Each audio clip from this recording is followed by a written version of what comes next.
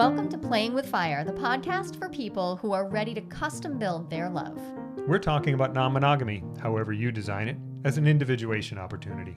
Want to leave the default and make your life spectacularly you? You're in the right place.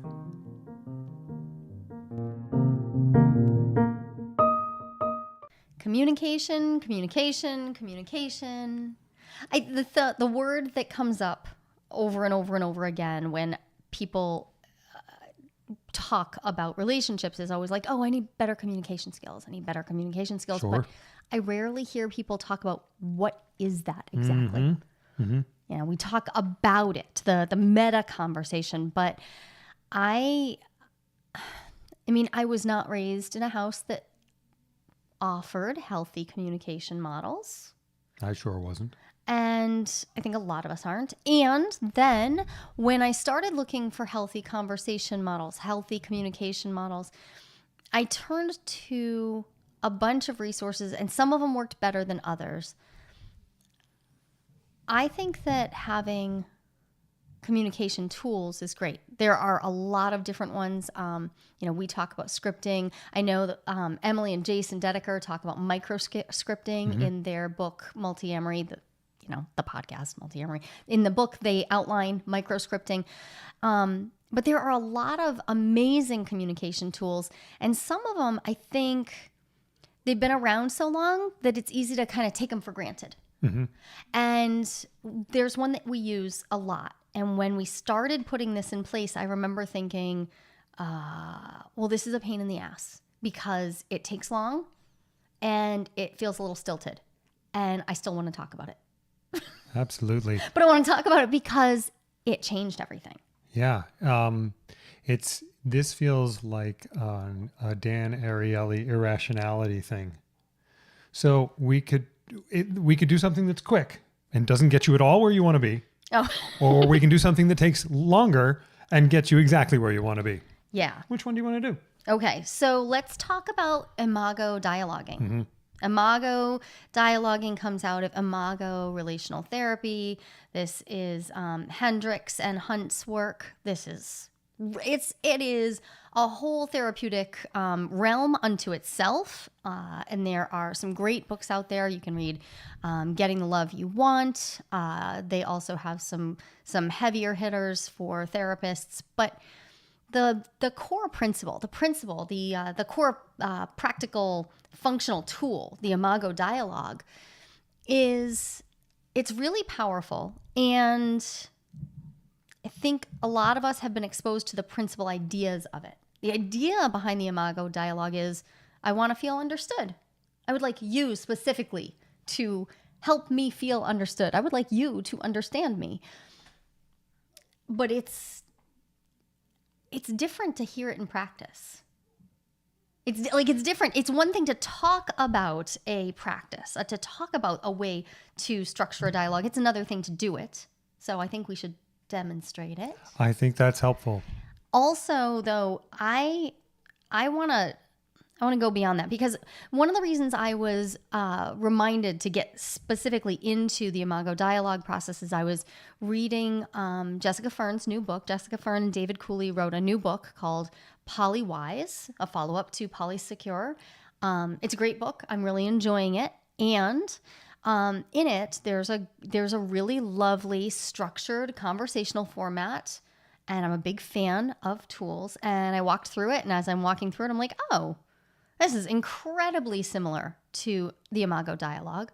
And both the Imago Dialogue and the restorative conversation in Polywise, I find they're super, super helpful. And I would also like to just kind of contextualize that I think that people often don't know what to do afterwards. So I'd like to have this conversation, have a practice conversation, then talk about what do we do next? Because just because I feel understood doesn't mean I'm going to feel complete in our communication, nor am I necessarily going to feel like I know what our next steps are. Yeah, right. What comes next? Yeah. And this is really important stuff. So, the thing is, there's a nice format to the Imago Dialogue. So we can walk through the format, we can walk through it, and we can demonstrate it.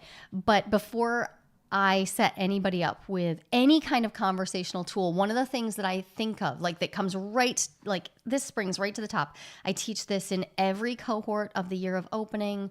I teach it over and over again. I teach it in my private coaching, is that we need to set ourselves up for success.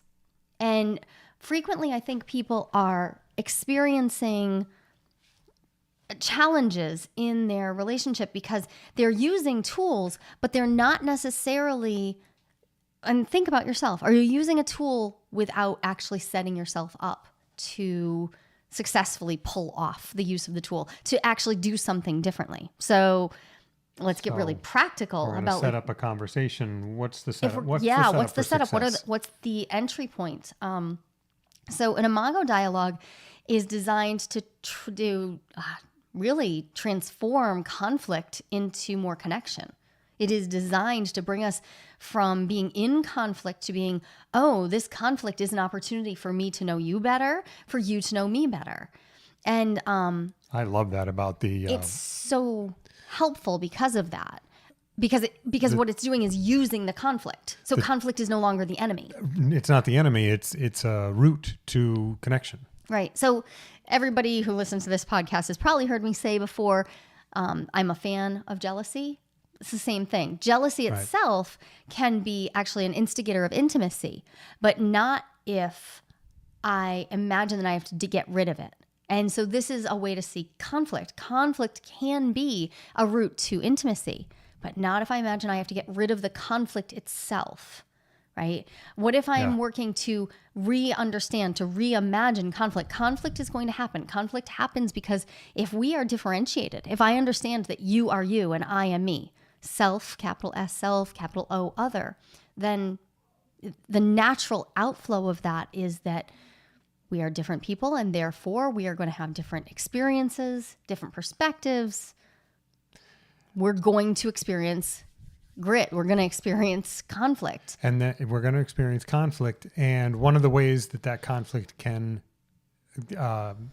escalate is, speaking personally, not taking seriously the fact that we are different people with different perspectives on whatever it is that just is at issue.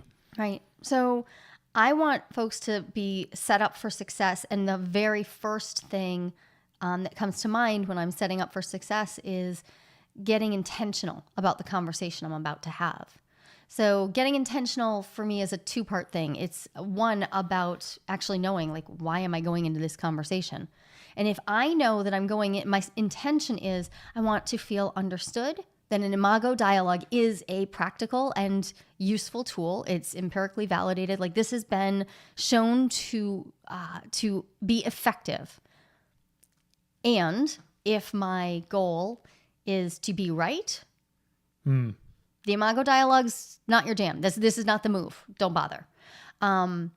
If your goal is to be understood, then let's remember that doesn't mean agreeing 100%. It means... me understanding you doesn't mean me agreeing with you. Me understanding you doesn't mean you agree with me. Right. And again, this reinforces the idea of differentiation. And differentiation is the trailhead from which we can start our individuation process. Differentiation itself is not enough. So I want to encourage a move toward differentiation. And I also want to remember that not everybody's going to see everything from the same perspective. So if I can get myself into a spot where my intention coming in is to be understood, okay, I'm in good shape to start. But we also need to be practical about when do we have these conversations? Right. So we could have a conversation, an Imago Dialogue, when we want to talk about something touchy or tricky, something that we're not sure is going to land well, something that's been sticky for us in the past. We can use it to discuss things that have caused rupture. We can also use it to celebrate and just be witnessed and be connected. And it might be enough to simply feel witnessed. We might not be trying to solve a problem. But I think we should go in from the angle of, hey, there's been a rupture because there's an agreement problem. Like there's been an agreement that's not held. There's a huge amount of benefit to using it in those circumstances. And in non-monogamous relationships, I find that people often are faced with the fact that they now have to actually deal with their agreements, right? We should all have agreements in all kinds of relationships. And there's all of a sudden we have more agreements come up. We get more conscious about our agreements typically in non-monogamy. And so it makes sense that we also have more opportunities for those ruptures to happen where, and agreements aren't always upheld. So now what do we do? So if my intention is to have this conversation with you, then one of the premises of an Imago dialogue is that I need to always make an appointment. But I love how Hendrix and Hunt, they come at this. It is not about making an appointment, like getting it on a calendar for 2 weeks from now. The words that they use are, is now a good time to talk about this topic? And if I come to you and I say, is now a good time to talk about this topic? The premise of the Imago dialogue is that your role is to do what? Well, check in with myself and find out whether it is, whether I can be present. And if you possibly can, then lean in. And now you're so used to that, like that I don't even think you think that much about it.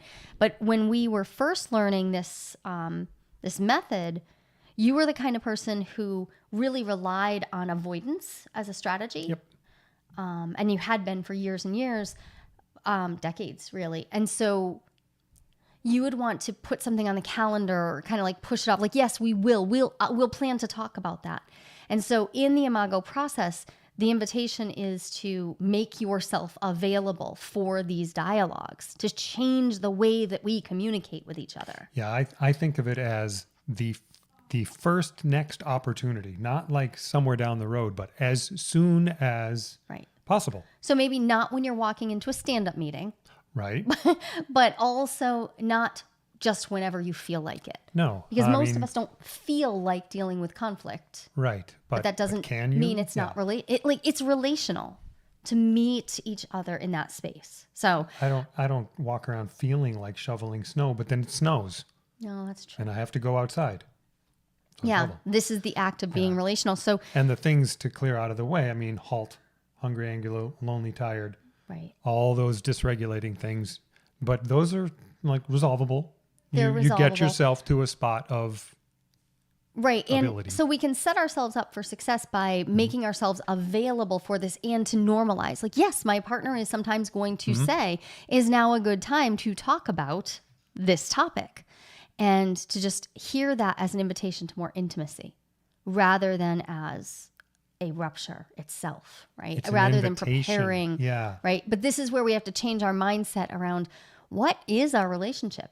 My relationship with you isn't just the happiest moments that we ever have. It's in every point of contact, in every way I invite you to know me, and every way I reach to know you. Yeah. One of the things that helped me through the avoidance, or at least partially, to the extent that I have retrained those responses, was recognizing that you're coming to me with a rift, with a problem, was an acknowledgement that you wanted to be in relationship with me and you wanted to deal with this thing so that our relationship could continue.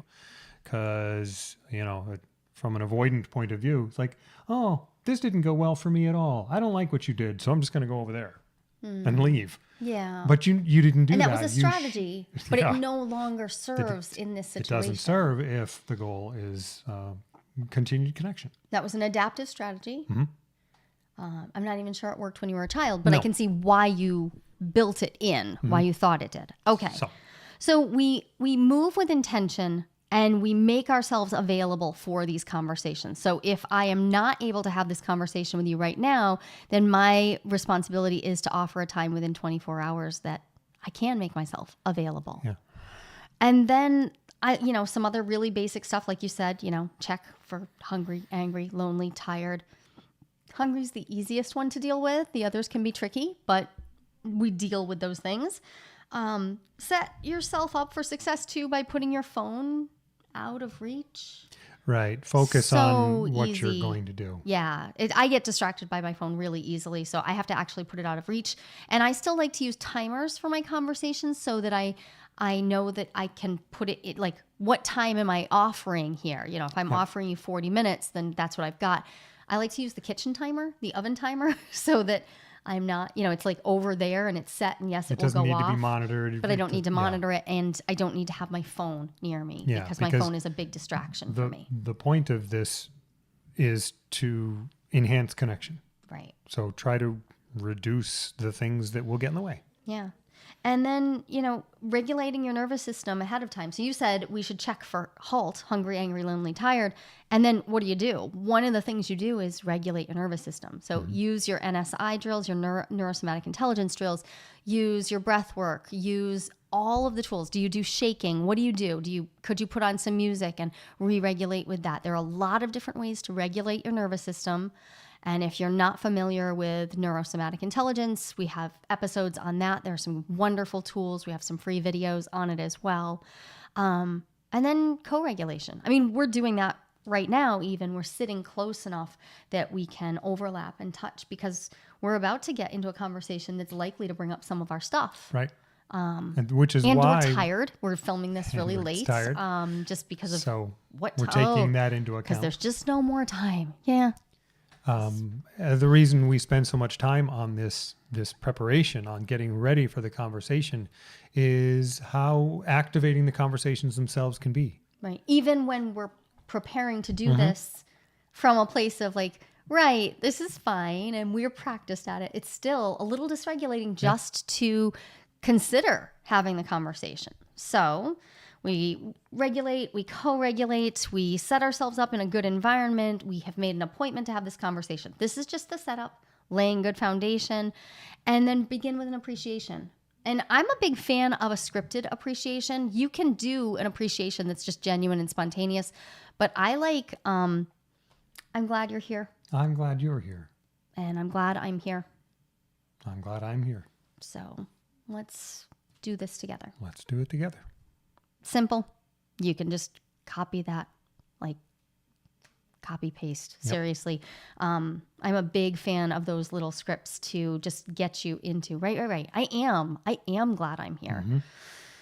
Okay. And now the framework of an Imago dialogue. I think step 1 is share and mirror. Step 2 is, it's usually put as validate, but I also like the phrase acknowledge, or a member of a cohort, a year of opening cohort just said they like to use the word accept. So step 2, validate, acknowledge, accept. Step 3 is to empathize, right? So that's the framework we're going to move through. And the core principles, right? They're similar to the core principles of nonviolent communication, where if I'm going to be the speaker, then I need to maintain I statements. And here's the thing. To get into this conversation, we have to decide who's going to be the speaker first. Right. Who's going to be the speaker first? Who's going to be the listener first? We're going to switch. We're going to swap. And yet, if we're talking about a time when there's a rupture, there can be a lot of feelings about who goes first and who has to listen first. And that can feel like a burden, or it can feel scary to not get to go first and get your story out, or it can feel scary to go first and get and have to own the stuff and bring the thing. So you have to decide who's going to go first, because if you don't decide, you're going to revert to whatever your typical pattern is, which let's face it, if it were going perfectly, you probably wouldn't be looking for a particular conversational guide. So for this conversation, you want me to go first? You want me to be speaker first, or do you want to go? Speak. I mean, we could flip a coin, but go ahead. It's either way is fine. Yep, I'm happy. Okay. So I'll be the speaker first, which means you'll be the listener first. And one of the principles of an Imago dialogue is that there are sentence stems. And the sentence stems are designed to guide you, to help you structure your actual conversation in a way that, might feel unfamiliar. But unfamiliarity can be exactly the medicine we need when our dialogues and our conversations are not going well. What do we do when our dialogues are not working? change the way we're dialoguing, change the dialogue. And this dialectic. gives us a template. And they're, the sentence stems are a bit of a guardrail. They Totally. They keep you focused on the concepts that are in here. They keep you headed down the path to connection. Right. And I want to be really clear here. Like, I will just put a guide out in front of me to remember. Like, so if you're watching this on YouTube, you can see I'm holding up a piece of paper. I will absolutely use the scripted guidelines. I will share this in the show notes. I didn't make this up. These are out there. You can, and if you type in Imago Dialogue into Google, you'll turn up lots and lots of different templates that are all based on this same 3-step structure. That's because they work. They're validated. Someone's already tested them for years and years and years and years. So right? Bravely embrace the idea that you don't have to do everything just out of whatever you came with. Oh, you're talking to yourself there. Me and a lot of other people that I have seen. Yeah. But I'm definitely talking to me. But embrace it. You don't have to do everything on your own. If you had to do everything on your own, you probably wouldn't be walking yet. Yeah, that's true. So yeah, use the tools that are available to you. Okay. And here we go. So the first step is to share and mirror. So in this case, I'm the speaker. So my job is to share my experience using I statements. And this is the toughest part, to avoid assigning feelings, motivations to you. That is very difficult for me because I imagine that I can read your mind. I can read it now. I can read it in the past. I can read it in the future. But this technology, this is about you. It's about me understanding you. Right. So I need to stay in me. You got to stay in you. I got to stay in me. And your primary job is to be tracking what I'm saying and managing your own defensiveness. Ooh, that's there it is. There's the bulk of my job right now. Yeah. So your work is to stay out of defensiveness, to literally manage your defensiveness so that you stay present to exactly what it is that I'm sharing so that you can mirror it back to me. Mm-hmm. And you have sentence stems to guide you, to help you. Your sentence stems are going to be what? They're going to be things like... Here, let me look at it. What I'm hearing you say is, so I reflect back to you what I have heard. Yeah. Generally in my own words. Or you might grab phrases that you've used, and then verifying. Did I get all? Let me see if I got all that. Yep.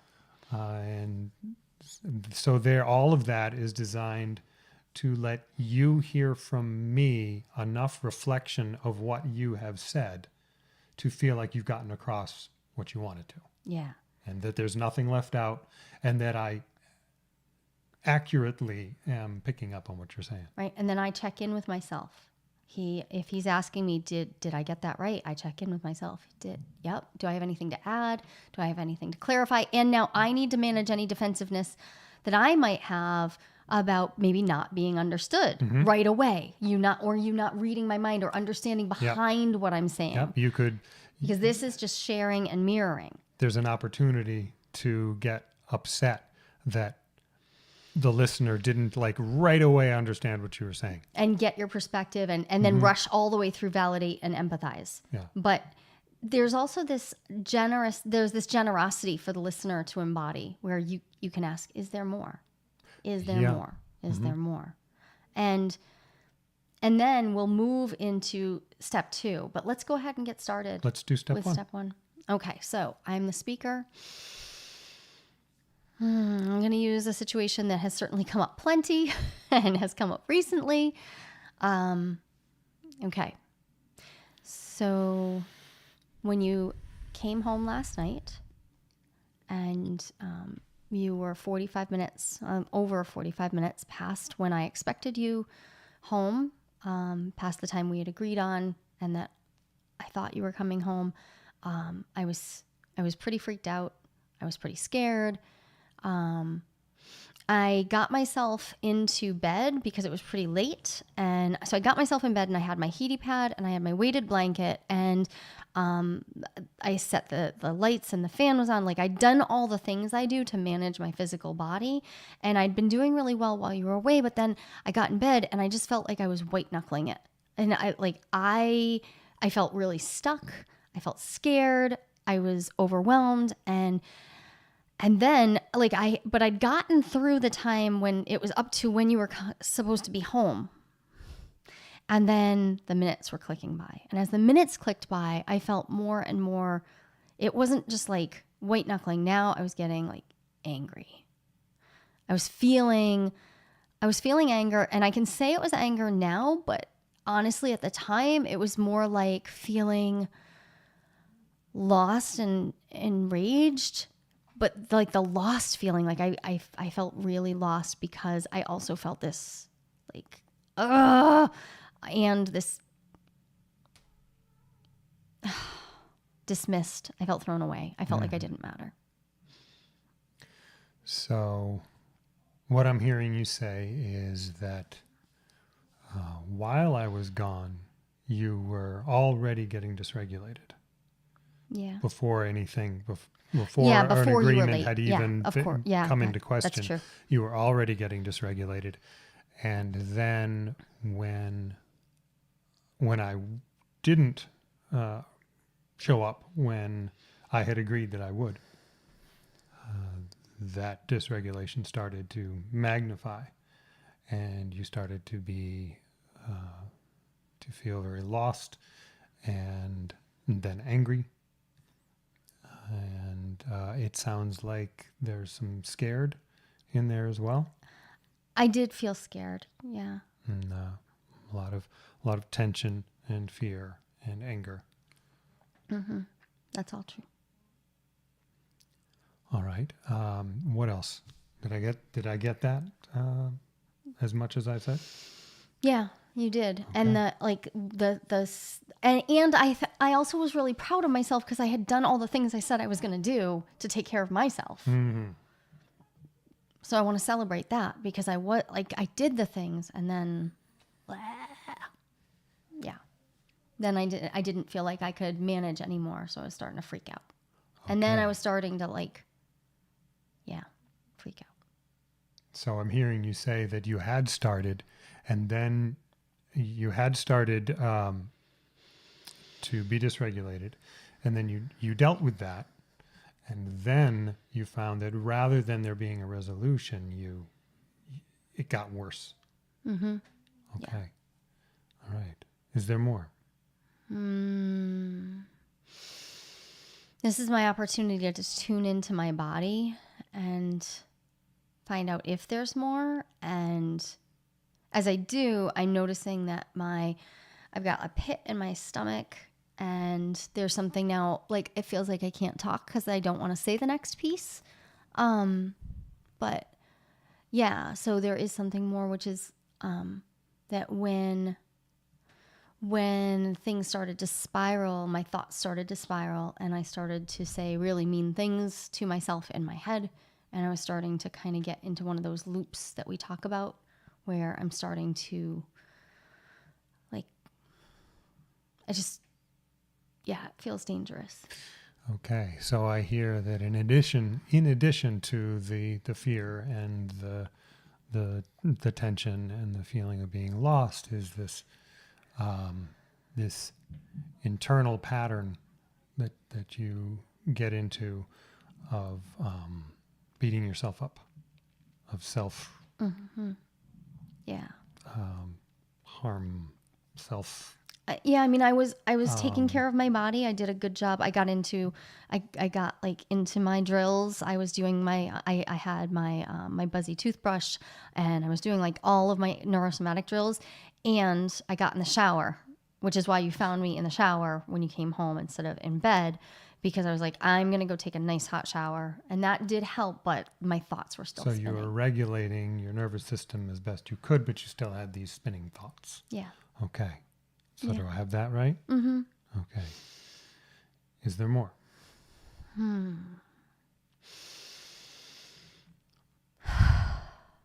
No, that's it. Okay. That's what was going on.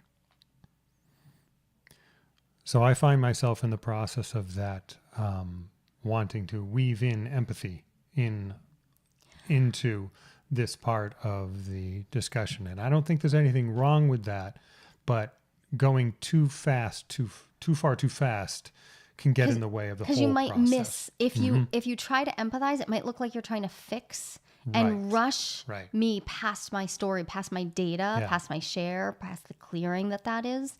And so by staying with the mirroring Yeah. process, you're really sticking right to, this is your experience, and I'm not going to try to fix it. I'm going to be with you in that discomfort. Mm-hmm. And that is incredibly strong co-regulation right there.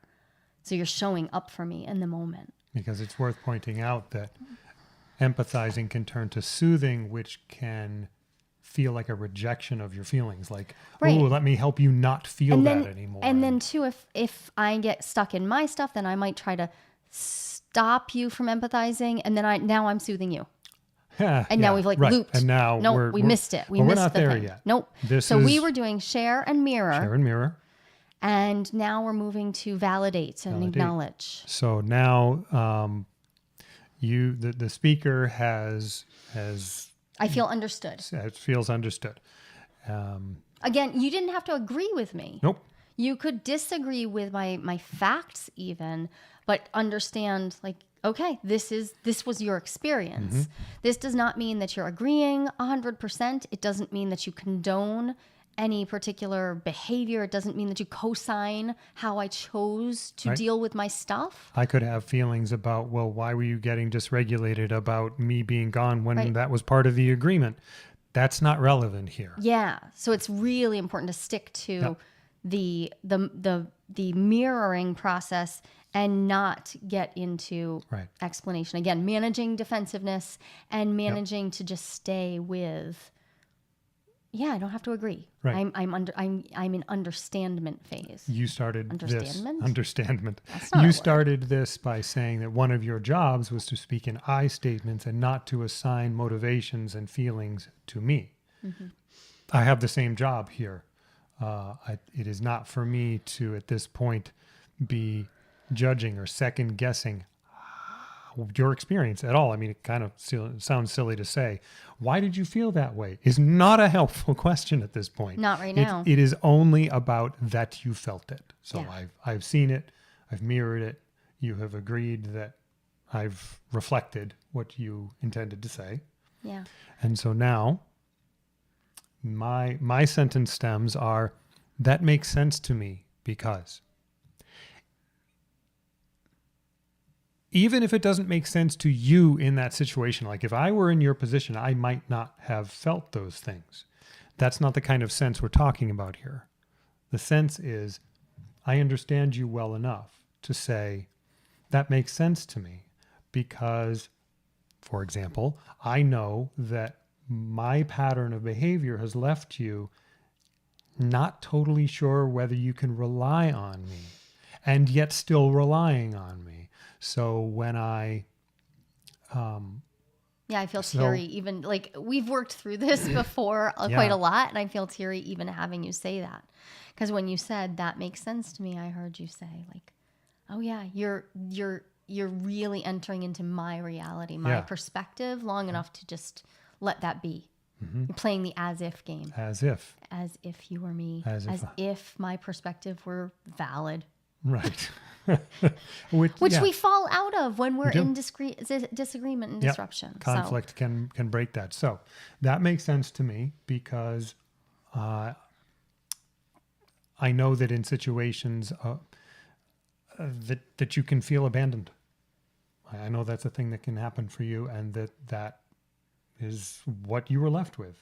You were not given the company you expected at a time. You were not given the support you expected at a time when you expected it. Mm-hmm. And so I can understand that you would feel angry, lost, given that, well, I can understand how you would feel angry given that I've done this before. Mm. And so I can understand that you would be angry and that you would feel lost given that you had already spent this time regulating, looking forward to a point when you could co-regulate. And you didn't get it. Mm-hmm. Yeah, that's true. Does it feel like I'm hearing you?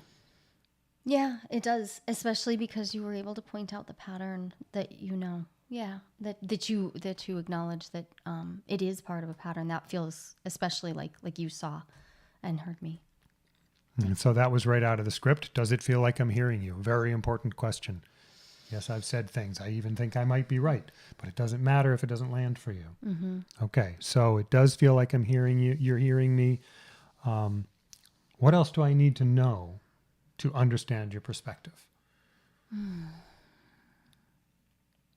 So if I hadn't felt like you had seen the pattern, now would be when I would bring that up and I would say, yeah, so here's what I would add is that the pattern that we're talking about isn't a pattern of a couple weeks or a couple months. It's a pattern of decades. It's a pattern that goes out back to before you and I were romantically involved, back into our early friendship, back into,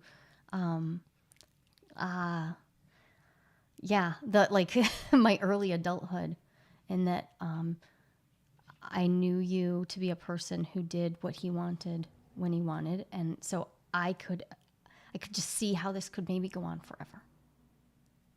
I could feel the potential for that, and I want to believe that that's not true, but also I could feel it. So yeah, I can feel the intensity of the pattern, and also trying to stay in the moment of just what's real now. Yeah. Okay. Do you feel, is there more? No, Is there anything else? no, the pattern was the big scary thing, big scary piece. Okay.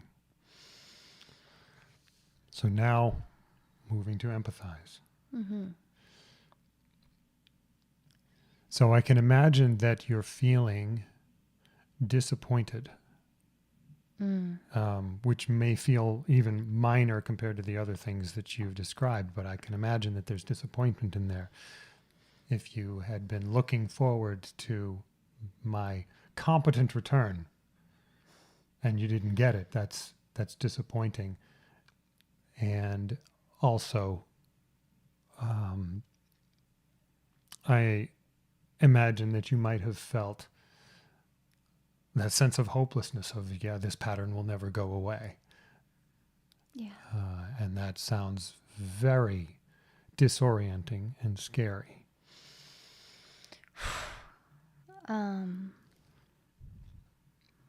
Is that how you felt? Yeah, you nailed it on the hopelessness. I got the where the negative self-talk started happening was when it shifted from just like, can I white knuckle it through this time, and feeling like sad, mad, and feeling stuff, and also feeling judgy of myself about like, why can't you do this better? Why aren't you better at this yet? Why haven't, it's been years. Why is this still hard? Into the hopelessness of, I love you, so I'm not like it's not like I'm leaving. So there's a hopelessness in thinking like, I guess this is just how it'll be. And that feels a little self-abandoning-y. Oh, yeah, I see. And I don't want to do that either. So yeah, there's like a whole story I could spin out into from there. But sticking with the feeling like, yeah, hopeless and disappointed, and yeah, disappointment, but the hopelessness. Thank you for naming that, because I'm not sure I could have put my finger on it even, but that's the core of it. Is there more? Thank you for asking that, but I think I'm complete.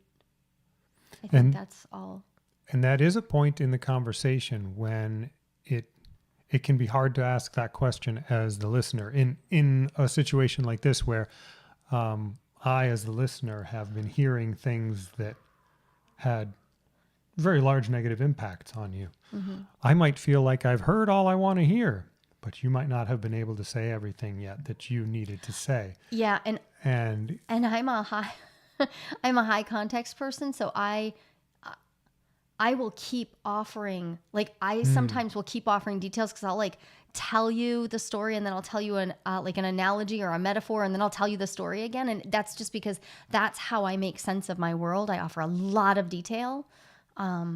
And that might feel like I'm piling on when that's just how I process. Yeah. And so you staying patient to the fact that I'm explaining in all of these ways is incredible. It's very generous. It feels generous. I feel seen when you're able to stay with that.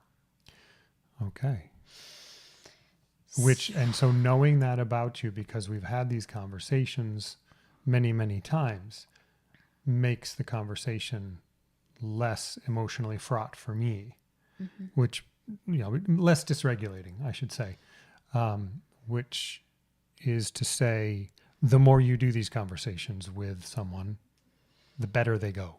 So The more experience you have. I agree. And here's the thing. Now we're at what might be the hardest part, which is that it's time to switch. Well, it's not time to switch yet. Not yet? Because I have not quite done everything that I want to do as part of this conversation. What's that? I'm sorry.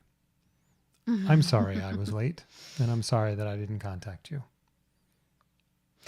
Okay. So you're weaving in apology, which is also taking responsibility for your part. And we can come back to it, but So, I feel like right at the tender moments. Yeah, I think that's great. So here's the thing. I don't see that.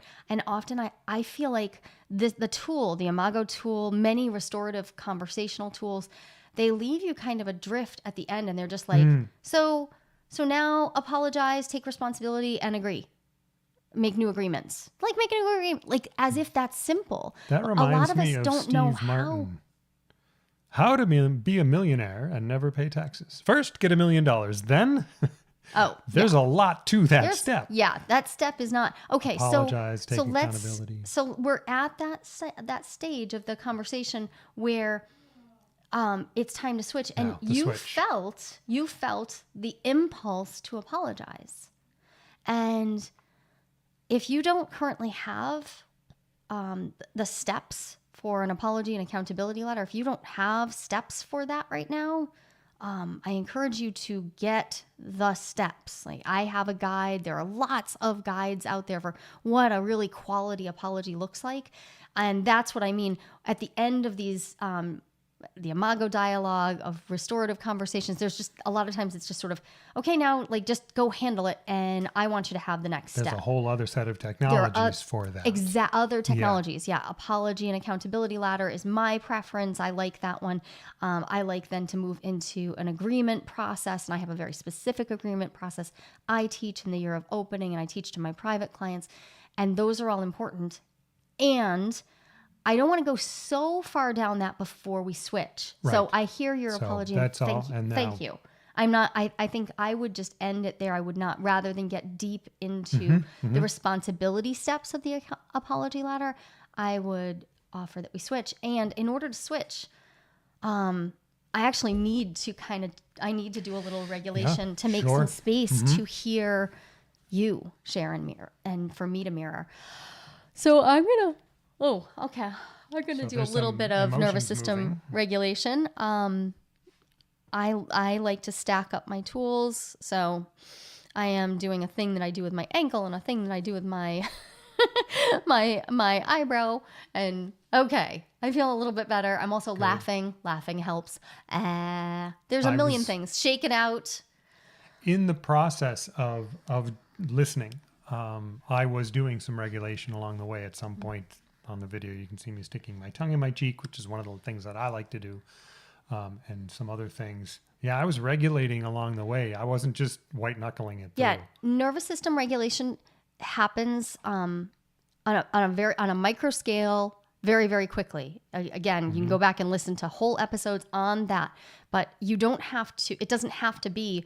I go for a 2-hour walk and that's how I regulate. There are things that you can do in situ that take 15 to 35 seconds. There, do them. Okay. Do them. So I do actually feel ready to switch. Okay. So we're going to switch roles. All right. So your job now is to stick to I statements. I statements. To manage any defensiveness you have, and specifically to manage the fact that you might feel called to respond directly to what I said. Right. But your job is to now speak to your experience of what happened last night and to stick to this, to not change the subject to some other thing, and to not slip into excuses, but to speak directly to your experience. That has been my challenge. Yes. Avoiding the excuses part of this. So, all right. So I was driving home, and the traffic got really bad and really complicated, and I was definitely not going to contact you while I was driving. And this is where, just a pause, this is where it would be really easy for me to feel defensive, because it sounds like he's starting to make an excuse. So you could alter that just by prefacing with saying, like, so I'm here and I want to be heard and seen for what happened, and I'm aware that these are not excuses. You could simply enter into it from that perspective. Yeah. That's another way to layer in some responsibility for the actions without falling into So downtroddenness. And what can help me with that is remembering my goal for this conversation. Yeah. My goal for this conversation is to maintain and enhance our connection. Yeah. That's my goal. And my goal is to know whether we still have an agreement or whether our agreements need to be changed. Right. Yeah. And so if I think about, okay, I'm about to relay my experience of last night, and I want to do it in a way that enhances our connection. And I know that excuses don't do that. And also they're against agreements I have with myself, my own self-accountability. So, okay. So I hear that, and now go ahead. Okay. Dive in. So I was driving, and I made the decision that I wasn't going to contact you. And because our agreement is that you will contact me if you're going to be late. Right. And I decided that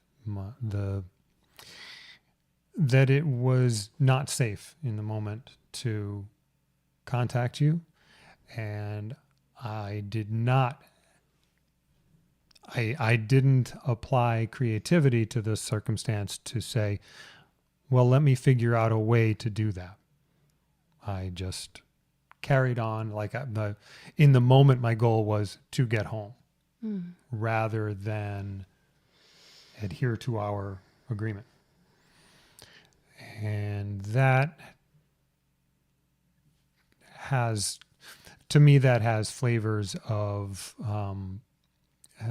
some of the less responsible members of my inner council coming online and kind of literally taking the wheel.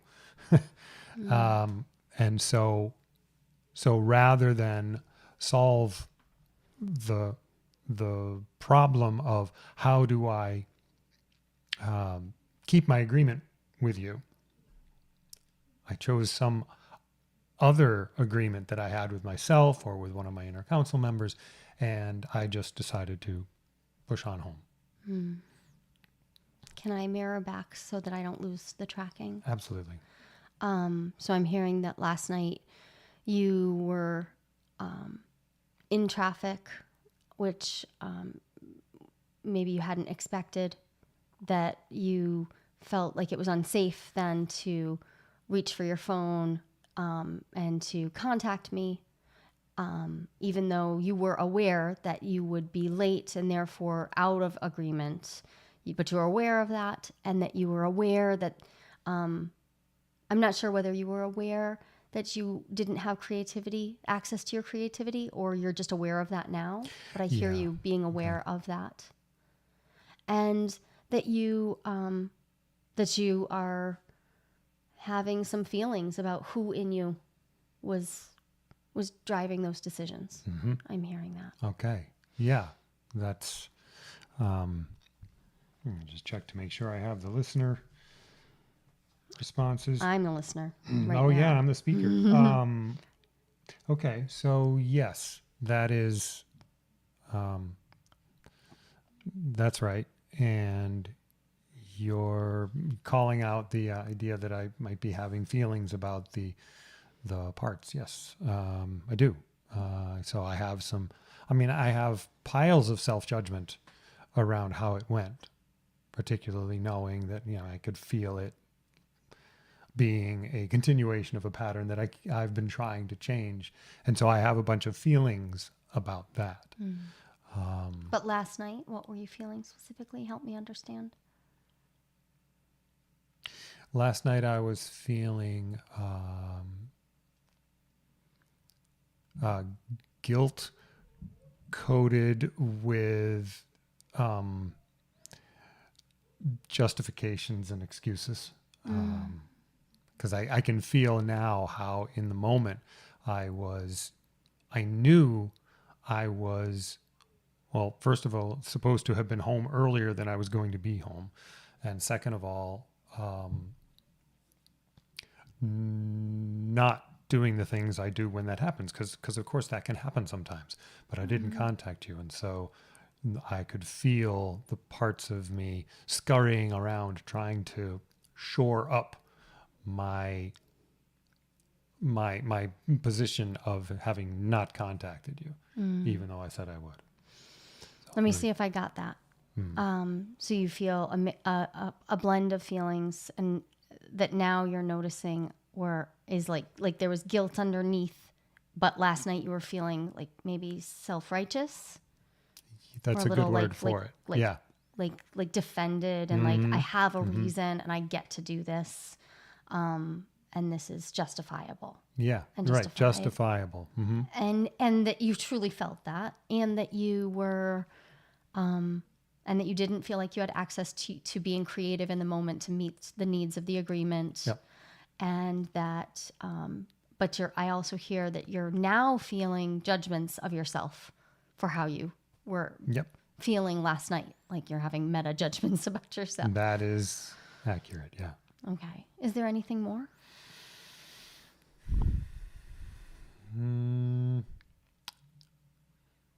No, I don't think so. No, I feel if there was something more, all of it seems to fall into the bucket of excuses.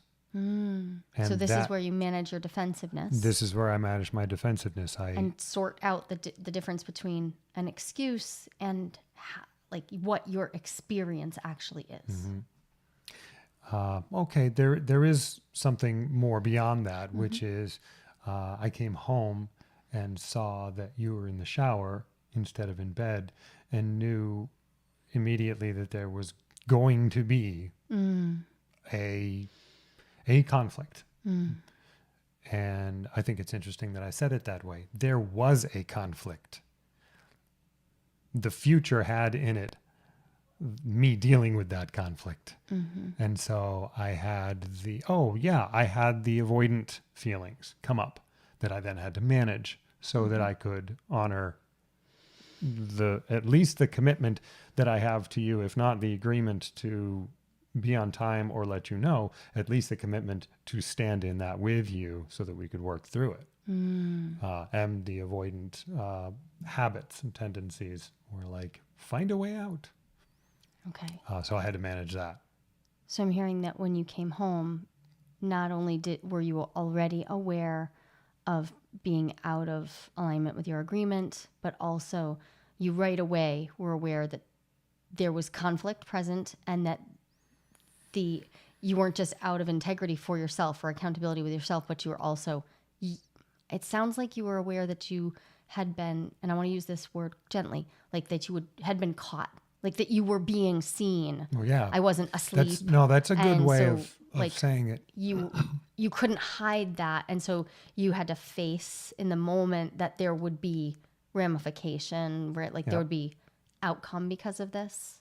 And you were just feeling like, and I'm hearing that maybe even tapped into like old feelings of like overwhelm around what it means to be called in about like, hey, Yeah. this is the thing, we're in conflict. Well, and here we go. So this part of the conversation has just opened up something new for me, which I didn't actually know was going to happen. So I came home, found you in the shower instead of in bed. I had all those feelings about having been caught, that you could see it. Well, why do you think I didn't contact you on the way home? Because I was going to have to face it in that moment. I'm not going to be home in time. If I contact you, I'm going to have to face it right then. And the avoidant tendencies in me wanted to push that off to the future. Yeah. So I appreciate the meta conversation Yeah. you're in now, but I actually think you're taking yourself a little bit in, like now you're into your own. It's not that you're excusing yourself, but you're really getting into your deeper processes Okay. rather so than let's sticking come to your back out and experience. into this experience. And now, because now it Good. would be tempting for me to go into my deeper experience, and now we're down in now we're that, out right? of the I left the process. You left that process for like, and Back to the not in a guardrails. bad way, but in a way that's going to take this, and also the conversation is going to swell even further. Right. Right. So the guardrails, right? So now Yep. I could call you in by saying, hey, we use a soft, safe word for this. So I have an option, and I could have just used it there. I could have said marshmallow. Marshmallow is our soft, safe word, which is just meant to say, hey, I think we're not doing the thing that we mean to be. We're not in this together the way that we mean to. And be. I didn't even have to understand. Like I didn't notice that I had veered off. You say marshmallow. All I know is, okay, hang on. Let me check. Something's off. Let me. It's like hitting check. those little bumpy lines on the side of the road. Right. Like, oh wait, Yeah. something's weird. Oh, okay. Hang on then. And Thank you might for have that. caught it yourself. Yeah. Okay. So that was the moment. I also I want to call myself out because I felt myself, as you were starting to get into that layer of conversation, I felt myself go into my own story about my stuff and all the other things that were going on for me then. And so it was leading us away from the presence of let's be in what we were feeling and not all of our stories about and our stories about and our stories about, and try to stay in Absolutely. that. So I want to move to step 2 then, if you feel complete I do feel in complete. having shared and been understood. I do.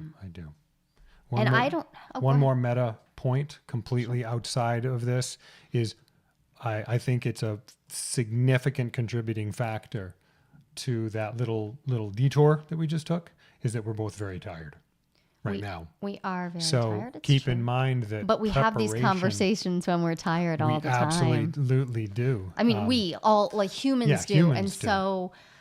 So keep in and mind. we can't use being tired as Nope. the excuse for getting out of all of our conversations, or we would never have them. But it's one of the things that safe word is good for. It's like, Yeah. oh, I think we just went off a little bit. Let's come back on track. And I call them soft, safe words because they're not designed to stop anything. They're actually designed to be like, oh, let's soften toward each other. Yeah. Right. Okay. Step 2. So step 2 is validate, acknowledge. So my job as the listener is to now, even though like it might feel challenging for me, lean in. Okay, given what I just heard. So that makes sense to me because what you're describing, the experience of knowing that you were going to be late, of realizing it, but realizing it at a time when you didn't feel like you could take action, probably felt dysregulating and confusing even, because now you're trying to problem solve while also driving. So that makes sense to me because I know that you get overwhelmed in those situations. And given that once you're overwhelmed, you're not likely to then lean back into your agreements. You're likely to just manage. It makes sense to me that from there on out, you were just in like manage. And you're in your own way, white knuckling through the rest of the evening. And I can understand that you then wouldn't necessarily have, wanted to deal with any of this because getting caught or called out or noticed in times of being bad and trouble, that would touch all of your golden boy complex stuff. And that would bring up your idea that if you're not perfect, you won't be loved. And Does that feel like I'm hearing you? It does. It feels, yeah, I feel good about how you're reflecting to me. So what else do I need to know to understand your perspective?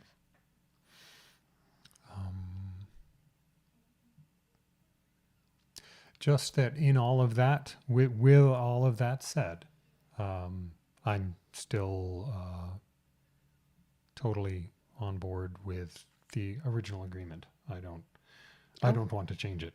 Okay, so I'm hearing that you do want to be in the agreement, and you're not asking for a revision to the agreement itself. No. And that makes sense to me because I know that you're working really hard on self-accountability, on being in integrity with the agreements that you've made, even when it's hard, even when you're struggling to keep them. Yes. Okay. Thank you. Thank you.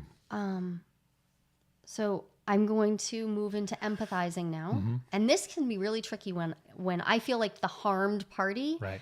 This can be tricky. So depending on how intense it was, might need to really dig in and remember that I'm empathizing with your humanity. I'm empathizing with your experience, which is colored by your whole life and all the traumas that you've had and all the experiences you've had.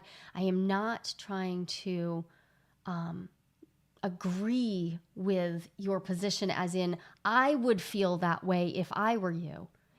I'm trying to allow myself to stand in your shoes and feel it from your perspective. So I can try out these sentence stems.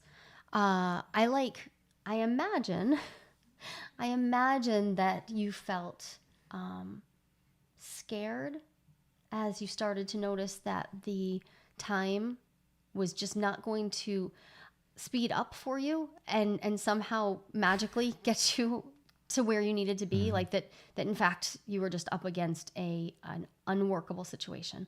I imagine you were feeling scared. I also imagine that you were feeling actually pretty intense guilt because of the pattern that you were starting to detect in yourself. And I also imagine that you were feeling overwhelmed, thinking that we would have to have this conversation. That in all likelihood, I was going to bring this back up to you. And we would be in one of these dialogues. And that all of those feelings were probably present all at once, even before you got home. Is that how you felt? Yeah. Is there more that you were feeling? So I think something I haven't touched on is the panic that comes on the heels of all that. That, yep, I felt overwhelmed. And you mentioned the golden boy thing. So there's a panic that, oh no, if I'm seen this way, that I won't be loved. And so there's this really young, very irrational part of me that panics.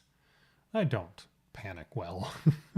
And so it makes the prospect of the conversation very hard because that panicking one feels completely incapable of having the conversation. So the conversation then looms. So I'm hearing that you felt the panic rise, and that when the panic rose, you maybe some of your avoidant strategies and tendencies showed up. Right, because that irrational one uses those a lot. Okay. But not to get off topic. Is there more? No. Okay. No, that's... So at the close of that, so we dialogued with me as the speaker, then we dialogued with you as the speaker. I'm going to request that we switch back again because I have one more piece to add. All right. This doesn't always happen, but I do have another piece to add. Okay. So can you handle that? I'll just do a little quick regulation. I'm ready.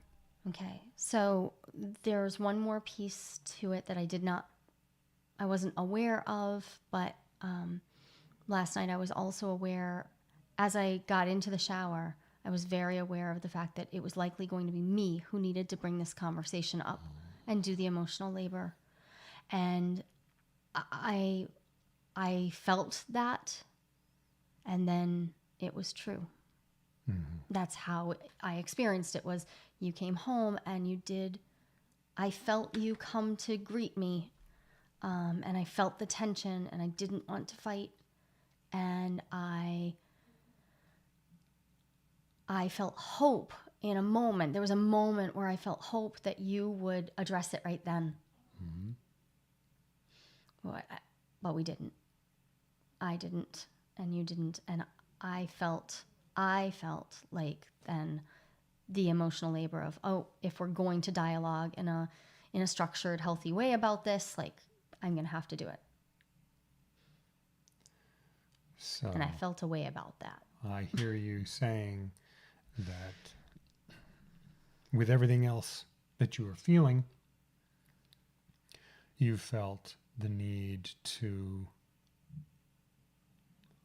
be the relationship administrator, to take on the emotional labor of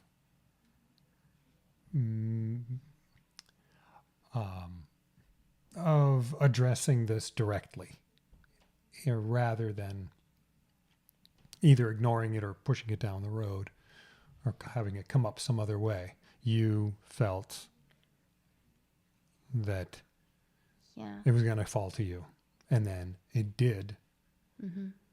Which okay, am I getting that right? Yeah.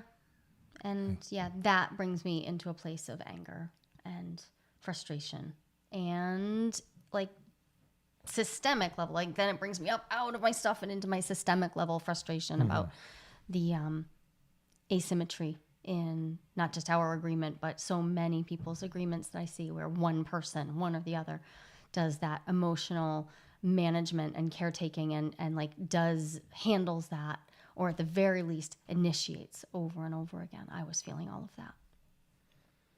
Okay, so I hear you saying that your experience of this started at the level that the two of us are, this individual relational level, and then expanded to fit the pattern of our behavior and then the pattern of our cultural behavior and our participation in that very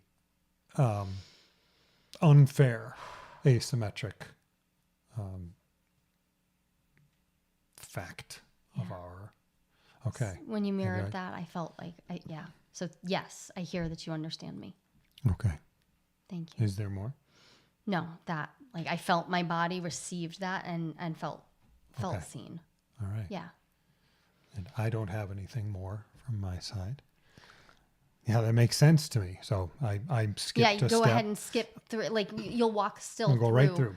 So step 2 and 3. That makes sense to me because we've had conversations about the asymmetry in our relationship and in the world and how that feels for you and everybody. And so I can understand that you would get angry and given that. Does that feel like I'm hearing you? It does.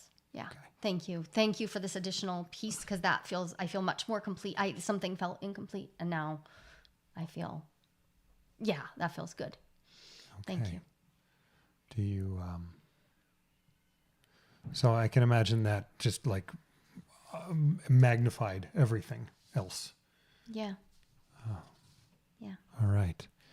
And so I imagine you might have felt, well, again, hopeless because this is such a huge aspect of our culture. And if we can't deal with it directly ourselves in our little microcosm, then that sounds, I imagine that was very draining and sad and angering. Yeah, I felt the anger. And I felt the anger. I also felt the deep disappointment of being in the shower and knowing that there was a moment I could almost hear the clock, my internal clock ticking. Like, oh, there's a moment here. There's a moment. Is he going to step into the moment and address this right now? And I could feel it slip away. And I felt this like whoosh. I felt the disappointment of, oh, no, I'll have to do this. I'll have to bear this. So burdened. I felt burdened. I felt like I was handed homework to initiate this conversation and to take that on. So I imagine you felt like you handed homework for something that you didn't manufacture. This wasn't your doing at all. Yeah. And so you were asked to take care of someone else's work for them. And that sounds very unfair. Is that?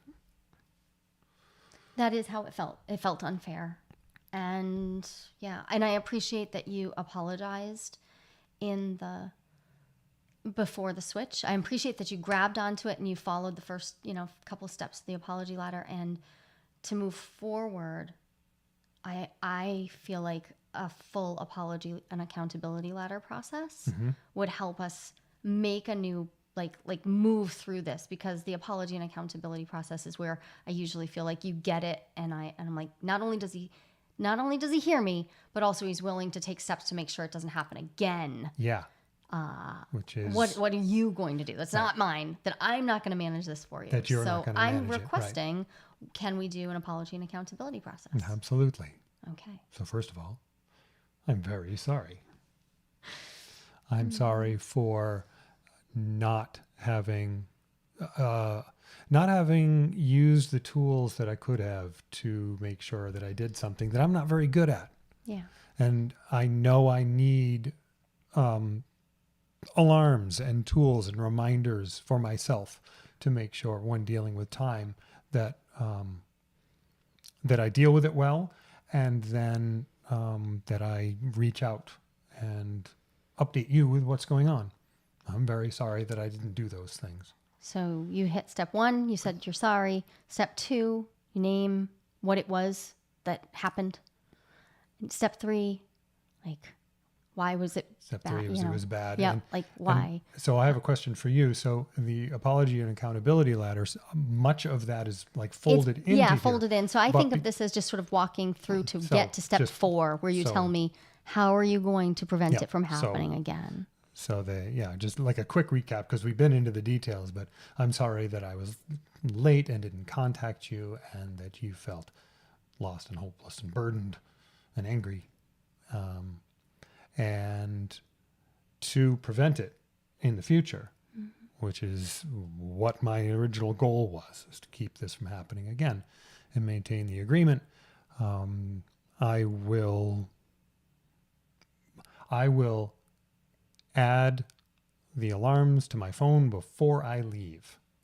Knowing what time I'm supposed to be home, I know what times I would need to leave, and I can set alarms at that time and before. That's what I do with appointments. So yes, I'll have appointments on my phone set up so that when I leave, if part of me decides to try to sabotage me, I have a backup to say, to remind me of my agreement. Thank you. That does help.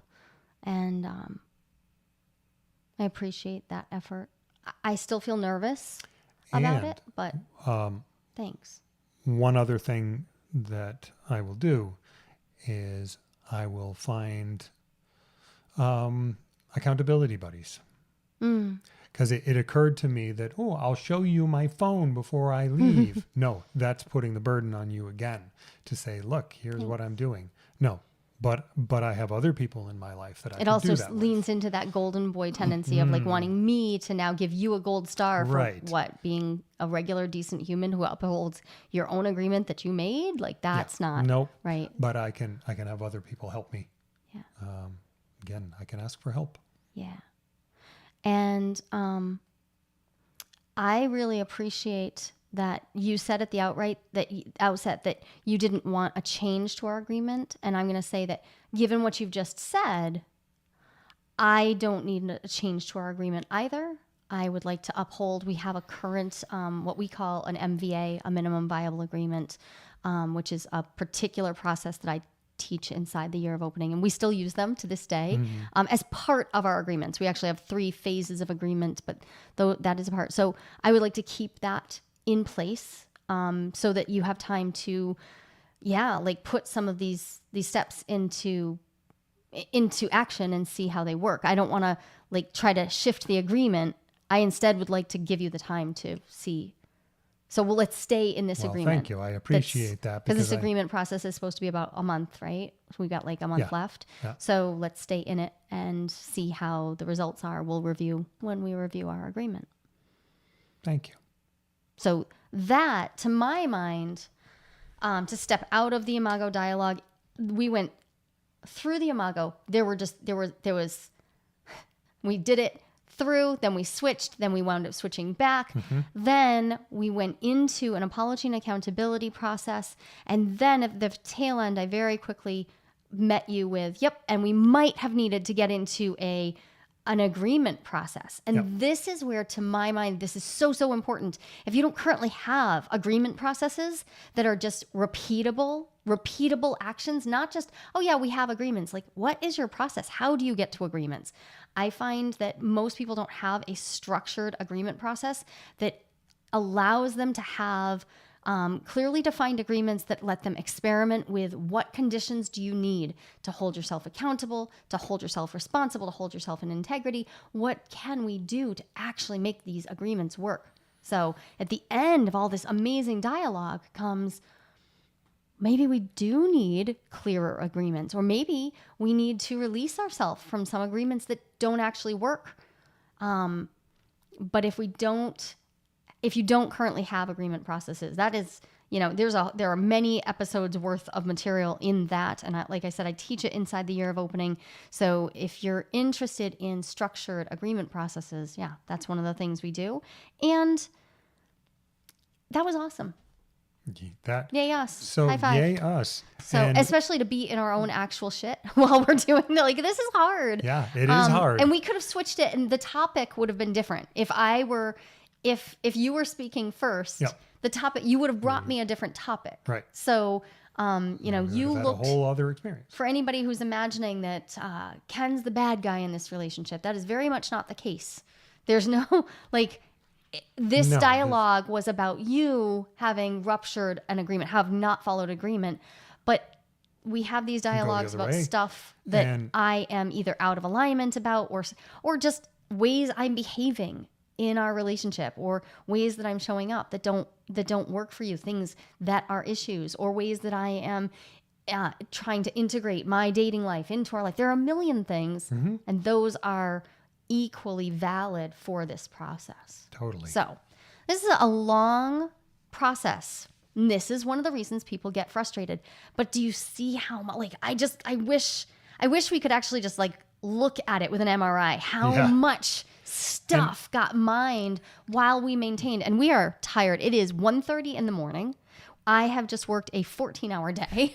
And this is our actual shit. This is our actual stuff. And here's the thing. When this topic comes up again, if you remember that this happened in some future date, and you say, hey, wait, we already went through it. Yeah. Did we miss anything? No. Yeah. And if we've done it. We did the thing. Then we could do the dialogue again if there's more, but the structure held us so beautifully. And quite literally, the structure, the sentence stems, this stuff is proven. So if you have been struggling with how to shift the communication in your household, in your relationships, this is not just for romantic relationships. It works great for them, but I've done this with friendships. I even did it one time with a parent. He was only able to maintain it for a little bit, but we gave it a shot, and I think he was really trying. And honestly, I think the me now could do it better with him. I wish he were alive. I wish my father were alive to walk through this over and over and over again. Would be really interesting to see. And I really wish I didn't know how to do this when my mother and I were working through the worst of our stuff during my late 20s. And so there are other people. Bring this into your relationships. I want to just again give very due credit. This is the work of Hendrix and Hunt. This is not my work. This is work that I count on. This is work that was built out of the same psychology that I studied. This comes like the foundations of their work come out of Jungian psychology. The whole concept of the imago relationship comes out of depth psychology. So it falls in line with all of my work, and I really appreciate it. And I'm so grateful for the years of refinement that went into making this process so helpful. And we can put, there are some wonderful guides that are available from Hendrix and Hunt. You can easily download. You'll be able to Google them, but we will also make sure they're in the show notes. And if you are looking for a space to explore like this, I mean, this is what I do in my private coaching. This is what I do in the year of opening. This is what we do in our experiences with groups, because everybody has these struggles. If you are looking to be creative in your relationships, probably going to have them a little bit more than you were before you were being creative. But honestly, anybody who wants a conscious relationship can benefit from these tools. So thanks for listening and for bearing with our stuff. More stuff for the compost heap, my love. Thanks for listening. There's no one right way to design your relationship. And lots of people, actually about 25%, according to a recent national survey, are interested in some type of open relationship. But how do you know if you are ready to open up happily? Not everyone is, and that's no problem. I've got a 60-second quiz that will give you the answer. And even better, you'll walk away with your next step, whether you're good to go or not so much when it comes to opening up. And this is no BuzzFeed nonsense. I personally designed this quiz from my years of academic research. Go to joliequiz.com. That's JOLIQUIZ.com. And find out if you're ready to open up happily and what to do if you are or if you're not.